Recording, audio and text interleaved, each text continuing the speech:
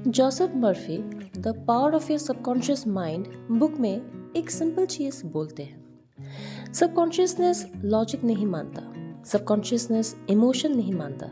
इसीलिए एक इंसल्ट सालों तक याद रहता है, एक फेलर से परमानेंट फियर बन जाता है, क्योंकि इमोशंस बिलीफ को सील कर देता है। मॉडर्न साइकोलॉजी से हजारों साल पहले भगवत गीता ने कहा था, माइंड ही तुम्हारा सबसे बड़ा दोस्त है और माइंड ही तुम्हारा सबसे बड़ा दुश्मन। अर्जुन बैटलफील्ड में कंफ्यूज था, डाउट में था, इमोशनली ब्रेकडाउन के एज पे था। कृष्ण ने बैटलफील्ड नहीं बदला, उन्होंने अर्जुन का इनर स्टेट बदला। जब माइंड स्टेबल हुआ, क्लैरिटी अपने आप आ गई। यही सबकॉन्शियस मास्टरी है। Hi everyone, welcome to my channel Roots and Rise Ancient Wisdom for Modern Youth. Science के अकॉर्डिंग 90 to 95% हमारी डेली एक्शन ऑटोमेटिक होती है। हम सोचते हैं कि हम डिसाइड कर रहे हैं, लेकिन एक्चुअली हमारी बिलीफ डिसाइड कर रही होती है। जैसे शायद मैं ये सोचूं कि मैं ज़्यादा स्मार्ट नहीं हूँ, मेरे से ये काम नहीं होगा, लोग क्या कहेंगे, सक्सेस सिर्फ लकी लोगों को ही मिलता है। ये थॉट्स नहीं है, ये इंस्टॉल्ड प्रोग्राम्स है। और ये प्रोग्राम्स कहाँ से आए? शायद चाइल्डहुड से, शायद सोसाइटी से, रिपीटेड फेलियर से, इमोशनल एक्सपीरियंस से।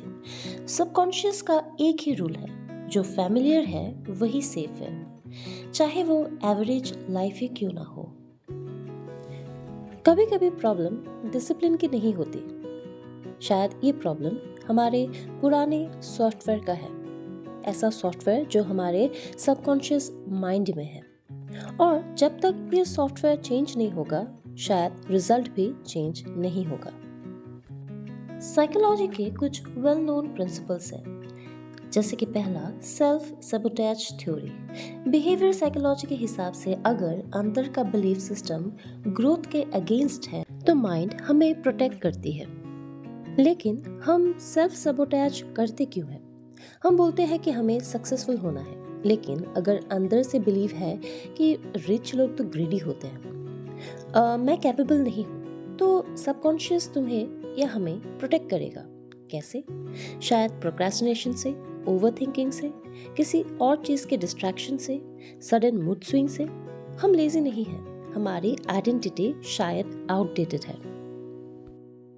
दूसरा है कॉग्निटिव डिसोनेंस। जब हमारा गोल हमारी आइडेंटिटी से मैच नहीं करती तो ब्रेन थोड़ा डिस्कम्फर्ट फील करता है और फिर वही चीज़ को वो अवॉइड करने लगता है।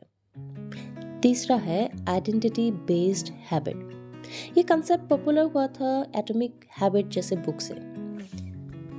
बिहेवियर फॉलोज आइडेंटिटी का सिंपल मतलब है, आप जो खुद को मानते हो वही आपका बिहेवियर बन जाता है। मतलब एक्शंस विल पावर से नहीं, आइडेंटिटी से कंट्रोल होता है। चलो इसे थोड़ा डीपली समझते हैं। जैसे कि मान लो अगर कोई कहता है कि मैं स्मोकर हूँ, तो वो बार बार स्मोक करेगा। अगर कोई कहता है कि मैं डिसिप्लिन्ड इंसान हूँ, तो वो नेचुरली ही डिसिप्लिन वाले काम करेगा, क्योंकि दिमाग को अपनी आइडेंटिटी को प्रूव करना पसंद होता है। एक बात याद रखने वाली है कि विल पावर जो है वो टेम्परेरी होती है और आइडेंटिटी परमानेंट। अगर हम सिर्फ गोल पे फोकस करते हैं, मान लो कि जैसे कि मैं वेट लॉस करना चाहती हूँ, तो शायद मुझे स्ट्रगल हो सकता है। लेकिन अगर हम ये सोचना शुरू करें कि मैं हेल्दी इंसान हूँ, तो हम जंक फूड खाते वक्त खुद ही अनकंफर्टेबल फील करेंगे कि मैं ये क्यों खा रही हूँ, क्योंकि वो हमारी आइडेंटिटी से मैच नहीं करेगी। एंड जो फोर्थ प्रिंसिपल है वो है subconscious programming, popularized by the book The Power of Your Subconscious Mind और हमारे बहुत से पुराने ग्रंथ जैसे भगवत गीता। अगर हमारा सबकॉन्शियस माइंड का प्रोग्रामिंग गलत है तो उसको हम कैसे रिप्रोग्राम कर सकते हैं? साइकोलॉजी कहती है कि देयर आर सर्टेन वे, जैसे कि आइडेंटिटी शिफ्ट। मैं डिसिप्लिन बनना चाहता हूँ, इससे अच्छा अगर मैं ये बोलूँ कि मैं डिसिप्लिन्ड इंसान बन रहा हूँ, तो इससे क्या होगा कि बिहेवियर जो है वो आइडेंटिटी को फॉलो करने लगता है, और इसी को कहते हैं आइडेंटिटी शिफ्ट। जेम्स अपने बुक एटॉमिक हैबिट में क्लियरली बोलते हैं कि every action you take is a vote for the type of person you want to become, यानी बिहेवियर आइडेंटिटी फॉलो करता है। दूसरा है इमोशनल एफर्मेशन। एफर्मेशन रोबोट की तरह बोलने से अच्छा है कि उसको हम लोग फील करें। इमोशन को जब हम लोग रिपीटेशन में डालते हैं तो उससे प्रोग्रामिंग यानी कि सबकॉन्शियस माइंड की प्रोग्रामिंग चेंज हो सकती है। तीसरा है इनपुट्स कंट्रोल।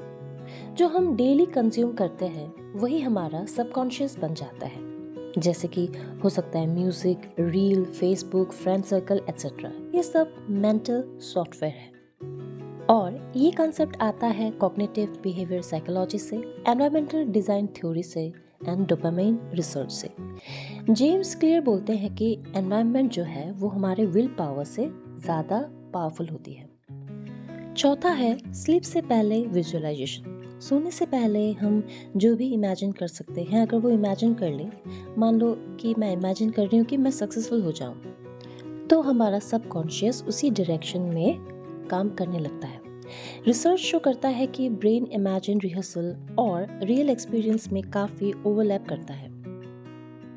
फिफ्थ नंबर है कि 1 या 2 महीने की कंसिस्टेंसी।